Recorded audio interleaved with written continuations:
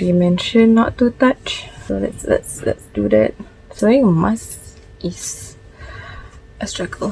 Assalamu alaikum everyone. So I hope you're all doing well. Just thought that I want to record some of my reflections perhaps and some of my thoughts on the recent novel coronavirus. So one thing that came to my mind was that wow, this is a piece of knowledge. This is a vast piece of knowledge that not all of us have. MashaAllah, it opens up a new area of knowledge. It opens up a new area for research. It got to a point where I realized that it is very important for us to always go back to the reliable resources, the right resources, and going back to those who have knowledge pertaining that. It's very normal, for us to be scared, for us to be paranoid and all of that. But, at the same time, it's very important for us to also remind ourselves to do something about it. How long do you want to stay in fear? How long do you want to stay in your paranoia? Perhaps you might want to take some steps, some measurable steps to perhaps take care of yourself, take care of your family, take care of your school, your workplace, and benefiting others as well. A point where you can be beneficial to other people. If you're paranoid, if you know somebody is sick but they're not wearing a mask, then why not you give the mask to them? A point is to be of benefit to those around you, especially in this situation right now. First and foremost, it's really not the time to discriminate anyone, any race, any religion, any country, basically anyone. We can say that this is part of our religious beliefs, to not discriminate others. But as human beings, that's one of the very most important values. We need to have a sense of empathy, a sense of compassion,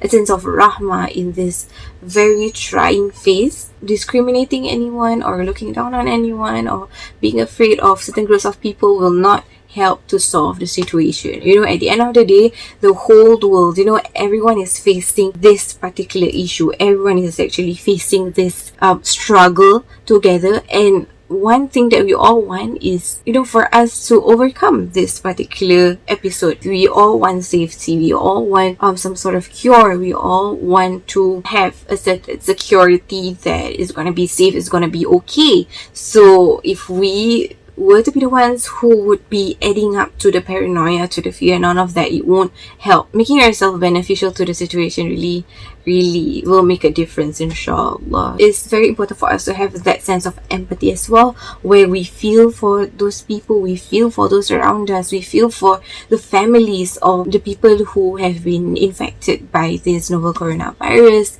And when you have that sense of empathy, you will think twice about the things that you see, you think twice about the things that you want to do. Secondly, most importantly as well, is to refer to reliable, authentic resources. So what I did was that I subscribed to gov.sg's WhatsApp. So for any authentic news, for any recent updates on this novel coronavirus or any precautious steps that we need to take, they would always forward us via WhatsApp. Also, perhaps you want to stay updated on the news. Maybe not most of us are really into reading newspapers today. So you can also subscribe, online to perhaps Berita Harian, Straits Times, CNA online, and they would always prompt news anytime and anywhere at any point of the day, so you can always stay updated. At the same time, you can also follow, on Instagram, accounts like Muslim SG, accounts like OOM, Office of the Mufti, where they roll out the irshad, the guidelines as to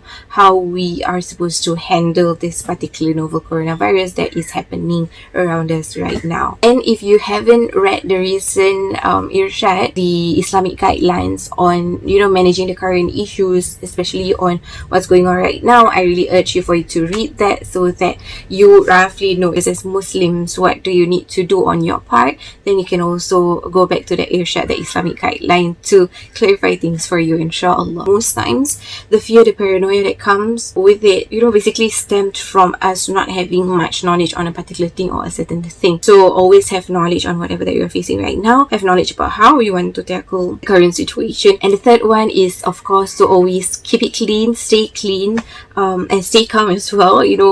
Always practice washing our hands, sanitize yourself, sanitize your hands, and if you're sick, please wear a mask. If you know somebody who's sick, give them the mask as well. And we basically want to work together towards hygiene. Keeping it clean as well is part of our religious beliefs and religious practices. Being clean is also part of our faith, not just for ourselves but for those around us as well.